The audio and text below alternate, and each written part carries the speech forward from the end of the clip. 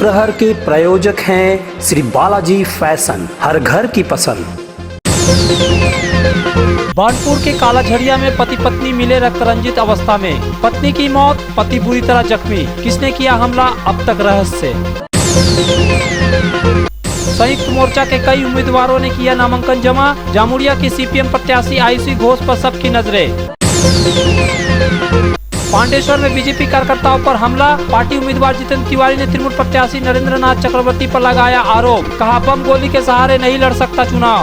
আমি সহযোগিতা না পেলে আমি পারবো না, আমি বম গুলিতে পারবো না।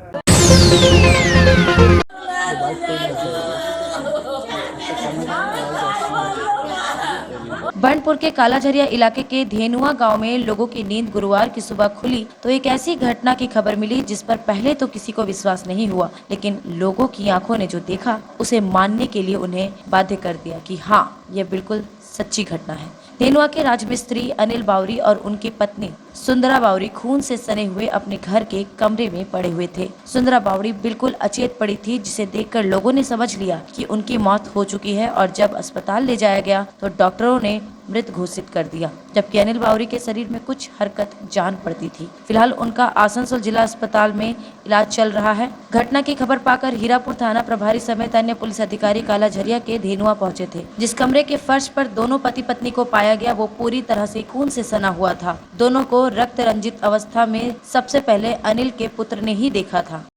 बाथरूमे कल गेटा ওই দাদাটাকে ফোন করলাম যে ওই ঘুরতে গেলাম মানে মাঠে ঘুরতে গেলে সকাল থেকে মাঠ দেখলে কেমন এসে বোধে এই কোপারটা খুলেছিল দামে এসে বোধে দেখছে খোলা ছিল হ্যাঁ তারপরে খুললাম আমি ভাবলাম কি জানি গরু অনেক টাইম ঢুকে যায় তো আমি ভাবলাম যে গরু তো হয়তো মাকে পা দিয়ে নিয়েছে তারপরে দেখছি বাবাও ইয়া হয়েছে তখন যেটুকু জমিতে ডাকি।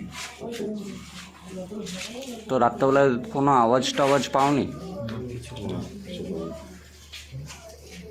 তোমার বাবার নাম কি? অনিল বাবু। মানে কি কাজ করতো উনি? রাজমিস্ত্রি। এমনি কোনো কারোর সাথে কোনো শত্রুতা বা কোনো কিছু ছিল কি? আর মায়ের নাম? সুন্দরা বাউরি। শুনি সুন্দরা বাউরি। এদিকে দরজা লাগা ছিল কি না, এদিকে দরজা খোলা থাকে, আমি খোলা রাখি, বাবা মাকে সবটা আমি বলি কারণ অসুবিধা হলে আমাকে। দরজাটা খোলা ছিল, তাও দরজা খোলা ছিল? দরজাটা বলতে এই দরজা আর মেন দরজাটা। আরে তোমাদের মাঝের দরজাটা তো খোলা ছিল। হ্যাঁ, মাঝের দরজাটা খোলা ছিল। বাবা যেগুলো শুনছিল সেই দরজাটা এদিকে খোলা ছিল? এই ভিতরেরটা খোলা থাকে, আমি বলি যে এটা কিছু অসুবিধা হবে তখন বলি। দরজাটা দেওয়া ছিল যখন ওই যে যেটা সামনে দরজা, যেটা সামনে দরজা, ওটা কে খুললো? তুমি খুললে না খোলা ছিল আগে? ওটা লাগানো ছিল, আমি খুলেছি। সকালে খুলেছো? ওদিকটা লাগানো বাবা ছিল? কি করতো বাবা? বাবা রাজমিস্ত্রি কাজ করে। কত বয়স? 60 বছর হবে। বাবা 60 বছর? 60 বেশি হবে, 60-61 বছর। अनिल बावरी के बेटे ने सबसे पहले अपने माता पिता को खून से सनी अवस्था में देखा था। घर का दरवाजा खुला पाकर वो अंदर गया तो अंदर का नजारा देखकर उसके होश उड़ गए थे। किसी तरह उसने अपने जेठू यानी अपने पिता के बड़े भाई सुधामय बावरी को फोन कर घटना की जानकारी दी, जैसा कि सुधामय बावरी ने बताया। তো কিছু বুঝতে পারছি না, আমরা মর্নিং ওয়াক থেকে এসে দেখছি একদম দুজনে পড়ে আছে রক্তাক্ত অবস্থা। তো আপনি কি করে জানতে পারলেন যে? আমি মর্নিং ওয়াক করে ফেরার সময় ছেলে ফোন করে যে বাবা তুমি তাড়াতাড়ি এসো, এইটুকুই বললো খালি, দিয়ে একটা কান্নার রোল। আপনার কে লাগে? ভাই। আপনি এসে কি দেখলেন? আমি দেখলাম দুজনের ডেড বডি পড়ে আছে। ডেড বডি মানে ভাই ওকে জড়িয়ে আছে। তো কি মানে কি মনে হচ্ছে যে কি মনে হচ্ছে ব্যাপারটা তো বুঝতে পারছি না, কিন্তু মেরেছে এটা তো। আরেকটা জিনিস দেখা গেলো যে ছেনি হাতুড়ির মধ্যে রক্ত লাগান, তো আপনাদের কি মনে হচ্ছে যে এটা দিয়ে মার্ডার করা হয়েছে না নিজেদের মধ্যে? এটা বলতে পারছি না। নিজেদের মধ্যে তো কিছু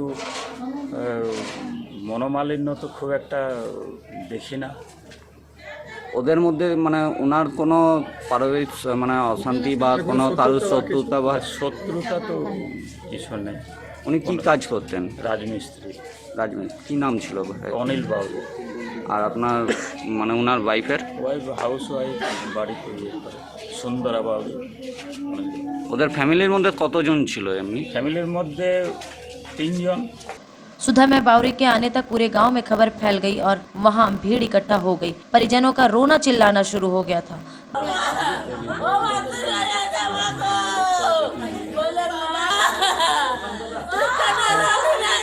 गांव में मातम का माहौल बन गया। पुलिस अधिकारियों ने पूरे घर का मुआयना किया। इस दौरान एक हथौड़ी और साबल खून से सना हुआ पाया गया। आशंका व्यक्त की जा रही है कि घर बनाने के काम आने वाले इन्हीं औजारों से दोनों पर हमले किए गए थे। हैरत की बात यह है कि दोनों औजारों को घर के ही एक कोने में छोड़ दिया गया। घटना के संबंध में किसी को कोई भनक तक नहीं लगी। इससे अंदाजा लगाया जा रहा है कि देर रात को अनिल और उनकी पत्नी सुंदरा बावरी पर हमला किया गया है। बहरहाल दोनों पर किसने हमले किए ये एक रहस्य का विषय हो गया है। परिवार के लोगों का कहना है कि परिवार में किसी तरह का कोई किला नहीं था। किन लोगों ने दोनों पर हमले किए और इनका क्या उद्देश्य है ये अब जांच का विषय है। Hey there. Subscribe to my channel. And also press this bell icon. Asansol Durgapur की 9 सीटों में से 2 सीटें ऐसी हैं जहां वामपंथी पार्टी सीपीएम का कब्जा है। रानीगंज और जामुड़िया ये दोनों सीटों पर सीपीएम फिर से अपनी जीत पक्की करने के लिए जी तोड़ कोशिश कर रही है। इस बार जामुड़िया में सीपीएम ने जेएनयू के छात्र संगठन में सक्रिय भूमिका निभाने वाली ओइशी घोष को अपना उम्मीदवार बनाया है, जिससे जामुड़िया को लेकर सबकी निगाहें टिकी हुई है। अब तक जितनी भी पार्टियों ने अपने उम्मीदवारों के नामों की घोषणा की है उनमें सबसे कम उम्र की ओइशी घोष है, इसलिए उन पर सबका ध्यान है। गुरुवार को ओइसी घोष ने संयुक्त मोर्चा के अन्य उम्मीदवारों के साथ अपना नामांकन पत्र जमा दिया। नामांकन पत्र जमा देने से पहले बीएनआर मोड़ से एक बड़ा जुलूस निकाला गया, जिसमें वाम मोर्चा पार्टियों के साथ कांग्रेस और इंडियन सेक्युलर फ्रंट के भी उम्मीदवार और नेता शामिल थे। ओइसी घोष के साथ संयुक्त मोर्चा के कुल 6 उम्मीदवारों ने गुरुवार को नामांकन किया, जिनमें आसनसोल उत्तर के आईएसएफ प्रत्याशी मोहम्मद मुस्तकीम, आसनसोल दक्षिण के सीपीएम प्रत्याशी प्रशांत घोष, कुल्टी से कांग्रेस के प्रत्याशी चंडी चैटर्जी, बाराबनी से कांग्रेस के रणेंद्र नाथ बागची शामिल है। इन सभी उम्मीदवारों में जामुड़िया की सीपीएम प्रत्याशी ओइशी घोष ने सबसे ज्यादा ध्यान खींचा। उन्होंने मीडिया से बात करते हुए कहा कि आज के समय भी बीजेपी और तृणमूल कांग्रेस की दोहरी राजनीति से बचने के लिए संयुक्त मोर्चा का बंगाल की सत्ता में आना जरूरी है, क्योंकि आम लोगों की जिंदगी को संयुक्त मोर्चा ही बचा सकता है। আশাবাদী আমরা প্রথম থেকেই আমরা বলছি যে মানুষের লড়াই, মানুষ আশাবাদী, তাই আমরা আশাবাদী। আমরা মনে করি যে মানুষ লড়াইয়ের মধ্যে মানে ময়দানে সবসময় ছিল। এই জামুড়িয়া অঞ্চলে পশ্চিম বর্ধমানে আমরা দেখেছি যে খেটে খাওয়া মানুষ, শ্রমজীবী মানুষের লড়াই সবসময় ছিল। সেই লড়াই নিয়ে আমরা আগামী দিনে এগিয়ে যেতে চাই। আর মানুষ যেহেতু মনে করছেন যে মানুষের রুজিরুটির প্রশ্ন, মানুষের যে শিক্ষা, উন্নয়ন বা রোজগারের প্রশ্ন নিয়ে লড়াইটা হোক, তাই জন্য আমরা আশাবাদী যে মানুষের এই লড়াই নিয়ে আমরা এগিয়ে যেতে পারবো। এখন অবধি সেরকম কিছু হয়নি, কিন্তু আমরা এটাই বলতে চাই যে আগামী দিনেও যদি কেউ বাধা দেওয়ার চেষ্টা করে সেই বাধা তো অতিক্রম করে আমরা এগিয়ে যাব, কারণ মানুষ আমাদের সাথে আছে। আমরা বিশ্বাসী যে মানুষের লড়াই, তো ইলেকশনটা মানুষই ভোট দেবে, মানুষের প্রচারের মধ্যে আছি, মানুষের সাথে আছি, মানুষ সামনে থেকে প্রচার করছে, মানুষ সামনে থেকে লড়ছে, তো মানুষের এই লড়াই নিয়ে আমাদের পথ। কিরকম ফল আশা করছেন ভোটে? কিরকম ফল আশা করছেন? ভালো আশা করছি, কারণ মানুষ আশাবাদী, তাই জন্য আমি আবার বলছি যে আমরা আশাবাদী। মানুষের সাথে লড়াই, তো মানুষ যেহেতু আশাবাদী, আমরা আশাবাদী যে এই লড়াইটা হবে, আগামী দিনেও আমাদের পথ চলাটা হবে মানুষের সার্বিক উন্নয়ন। বিজেপি টিএমসি উভয়ই, কারণ বিজেপি এক রুখতে হবে, দ্বিতীয়ত সম্ভাব্য বিজেপিকে তার জন্য রুখতে হবে। অনেকে মনে করছেন যে টিএমসিকে ভোট দিয়ে হয়তো তারা বিজেপিকে রুখে দাঁড়াতে পারবেন, তাদের জন্য বার্তা আপনাদের মিডিয়ার তরফ থেকে যে যারা সম্ভাব্য বিজেপি এই সময় দাঁড়িয়ে থেকে তাদেরকেও রুখে দাঁড়ানোর জন্য সংযুক্ত মোর্চার প্রার্থীদেরকে আপনারা দিকে দিকে জয়ী করুন, কারণ এই সময় ভীষণভাবে দরকার পশ্চিমবঙ্গতে আমরা সার্বিক উন্নয়নের সাথে সাথে সাম্প্রদায়িক যে শক্তিগুলো সেগুলোকে আমরা যেন রুখে দাঁড়াতে পারি। कोलकाता से बिहार के नालंदा जिले लौट रही बारातियों से भरी बस गुरुवार को राष्ट्रीय राजमार्ग 2 पर नीघा के पास दुर्घटना हो गई। बस चालक की तत्परता से बड़ी दुर्घटना टल गई, नहीं तो कई लोगों की जान भी जा सकती थी, लेकिन ऐसा कुछ भी नहीं हुआ। केवल कुछ बस यात्रियों को चोट आई है, जिनका आसनसोल जिला अस्पताल में प्राथमिक इलाज किया गया। बस में सवार एक यात्री ने बताया कि ओवरटेक करने के चक्कर में बस डिवाइडर पर चढ़ गई। इस दौरान बस ने एक छोटे वाहन को भी हल्का टक्कर मार दी। बिहार से आए थे कोलकाता बारात, वहाँ से वापस रिटर्न हो रहे थे घर के लिए। फिर अचानक क्या हुआ? गाड़ी को बचाने के चक्कर में गाड़ी पूरा ओवरटेक ओवरटेक करते हुए बचाते हुए डिवाइडर में ठोक दिया है। ड्राइवर बहुत बाल बचाया हम लोगों को और हम लोग सुरक्षित भी हैं। किसी को हैं हम लोग करीब 80 आदमी हैं, छोटे बच्चे मिला के। क्या नाम आपका? मेरा नाम मोहम्मद शाहिद। आप कहाँ से आ रहे हैं? हम तो कलकत्ता से यार आप लोग रहने वाले कहाँ थे? दिलसा, नालंदा जिला, बिहार। किसी भी घर की शान होती है उस घर में रखे फर्नीचर्स, और आपके सपनों के महल को आकर्षक फर्नीचर्स के साथ सजाना हो तो आप सीधे चले आए मॉडर्न फर्नीचर गोधली। जी हाँ, गोधली समीरन राय रोड स्थित मॉडर्न फर्नीचर आपको आकर्षक फर्नीचर के रेंज वाजिब दरों पर उपलब्ध कराते हैं। हमारे यहाँ ब्रांडेड नॉन ब्रांडेड फर्नीचर, सागवान वुडन आइटम जैसे bed, sofa set, dining table, centre table, wardrobe के अलावा स्टील अलमीरा, प्लास्टिक चेयर, सोफा के फुल रेंज सहित कई तरह के फर्नीचर बाजार से कम दरों पर इजी फाइनेंस के साथ पाए जाते हैं। तो घर को आकर्षक बनाना हो या शादी के लिए फर्नीचर लेना हो, सीधे चले आए मॉडर्न फर्नीचर, गोधली समीरन राय रोड, गुरुद्वारा के करीब, आसनसोल। विशेष जानकारी के लिए कॉल करें 8927603597।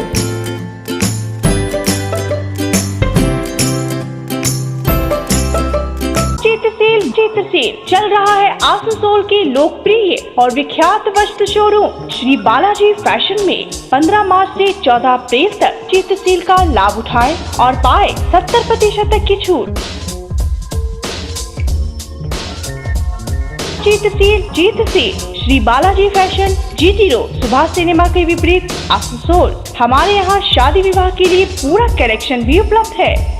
आसनसोल नगर निगम के तत्वाधान में मिशन निर्मल बांग्ला को सफल बनाएं। हमारी प्रतिज्ञा, हमारा गर्व। एक बात सभी याद रखें, कचरा जहाँ तहाँ ना फेंके। कौन सा कचरा कहाँ डालना है अच्छी तरह से समझना है। स्वयं जागरूक हो, औरों को भी जागरूक करें। रिड्यूस, रीयूज और रिसाइकिल प्रक्रिया को अपनाएंगे, सुंदर स्वस्थ आसनसोल बनाएंगे। आसनसोल नगर निगम के ग्रीन और ब्लू बीन का सही इस्तेमाल करें, प्लास्टिक का व्यवहार ना करें। आसनसोल नगर निगम सदैव आपकी सेवा में उपस्थित है। Clean Asansol, green Asansol. आसनसोल शिल्पांचल के चांदा मोड़ स्थित प्रतिष्ठित अंग्रेजी माध्यम के आसनसोल नॉर्थ पॉइंट स्कूल में 2021 के लिए प्रवेश जारी है। नर्सरी से क्लास 9वीं और 11वीं के लिए प्रवेश खुला है। ऑनलाइन नामांकन की भी सुविधा। स्कूल में सारी आधुनिक सुविधाएं उपलब्ध हैं। Air condition computer lab, air condition auditorium, swimming pool, पूरे स्कूल कैंपस में CCTV निगरानी, स्कूल ट्रांसपोर्ट की भी सुविधा। संपर्क करें आसनसोल नॉर्थ पॉइंट स्कूल में।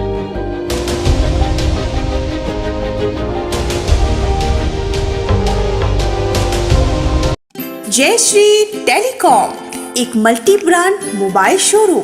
अगर आपको लेटेस्ट ब्रांड का मोबाइल चाहिए तो तुरंत आइए बरनपुर के स्टेशन रोड स्थित जय श्री टेलीकॉम। यहाँ ऑनलाइन प्राइस पर हर ब्रांड का मोबाइल उपलब्ध है। सभी कंपनियों से इजी फाइनेंस की सुविधा। तो देर न कीजिए, तुरंत आइए बरनपुर के स्टेशन रोड स्थित जय Shri telecom, a house for multi brand mobile phone, station road, Burnpur.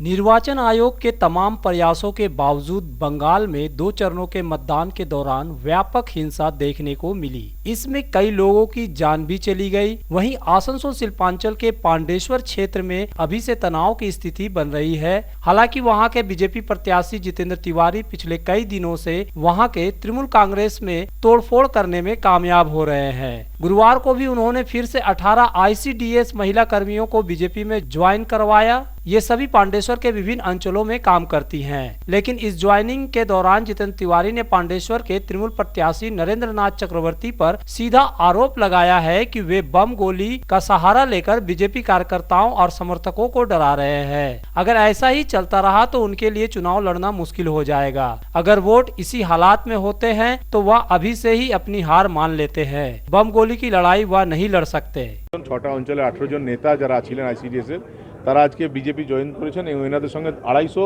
ICDS ওয়ার্কাররা অঞ্চলে বিজেপি জয়েন করলেন। শিউলি ব্যানার্জি নেতৃত্বে তারা সব জয়েন করেছেন।